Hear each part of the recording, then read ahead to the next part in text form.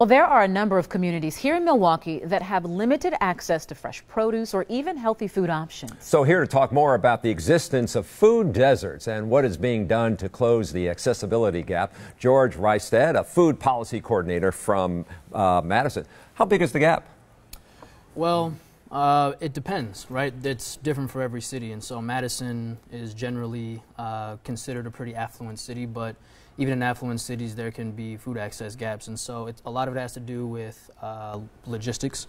A lot of it has to do with economic metrics for certain neighborhoods, and so what you find is that grocery stores are businesses, and they cite where money can be made, and so we as civil servants, as governmental employees, try to work on policies and try to direct funding so that we can incentivize grocery stores to come into certain areas and also start programs that can address some of those needs that the market can't.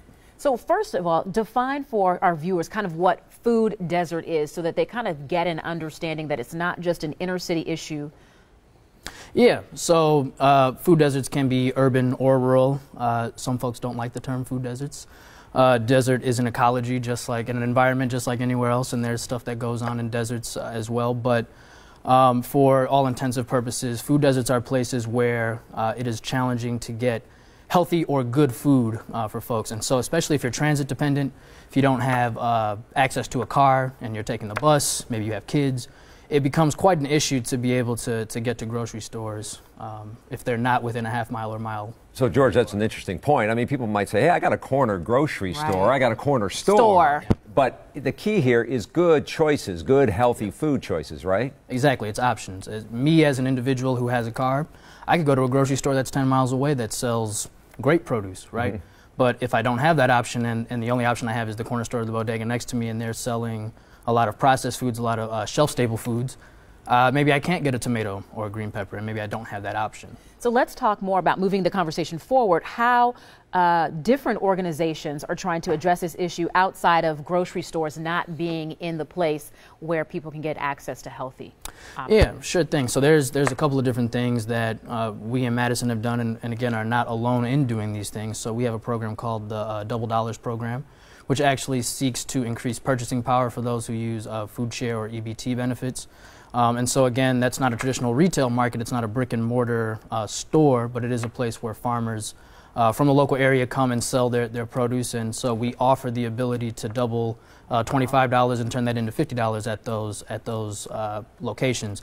We have also teamed up with a retail partner, the Willie Street Co-op, to double $20 to $40, and so that's a really good opportunity. That kind of goes in conjunction with another initiative we started called the Fruit and Vegetable Prescription Program, where folks can go from a clinic that's right across the street from a Willie Street Co-op branch and come in with $20 worth of vouchers and buy fruits and vegetables. You mentioned something brick and mortar. So a lot of times folks these days are finding ways to just order online. So when we talk about food deserts, is that just not an option for a lot of people? Well, it depends. I've been having a lot of conversations about this actually, and the idea of food delivery is kind of the future, right? Especially if they do accept things like food share and EBT benefits, because then essentially what you're doing is you're cutting out that part of the equation that has to do with distance, because then the store and the food is coming to you instead of you having to come to the store. And so we actually do have a program called the Healthy Retail Access Program, which one of the things that it can support are mobile buying clubs. So we've been looking into this in Madison in terms of being able to give folks financial support and stores financial support to actually do some of these mobile deliveries. And urban gardens are another way to address the issue, right? Yeah, community gardens can definitely have an impact. Obviously, it depends on the size, it depends on the scope, but I think one of the big benefits of community gardens is education as well, and so it's definitely a way to increase community. It's a way to increase folks' awareness and education on what you can eat, how you can cook and prepare certain foods, and that in conjunction with many of the other tools that we've been talking about can form a really robust portfolio. So George, give me a sense on the debate, on the conversation here about this topic. Are people at the table? Are people interested in trying to say, hey, how can we do this better? There definitely are.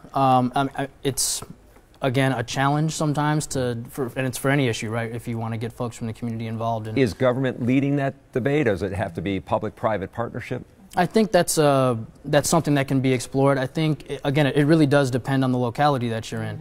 We in Madison do have quite a bit of governmental resources, but we definitely tried to include the community and get community voices as to where do those resources go, how are things funded, how do programs actually work, and how are they implemented. But again, it works differently in different cities. But I think government definitely has a role to play. Again, if the market is not addressing a need, there has to be someone that steps in and is this kind of beneficiary towards communities that aren't receiving what they need from the market. Thank you, George. Some great insight on what's happening in Madison. We appreciate you. Appreciate that. Thank you.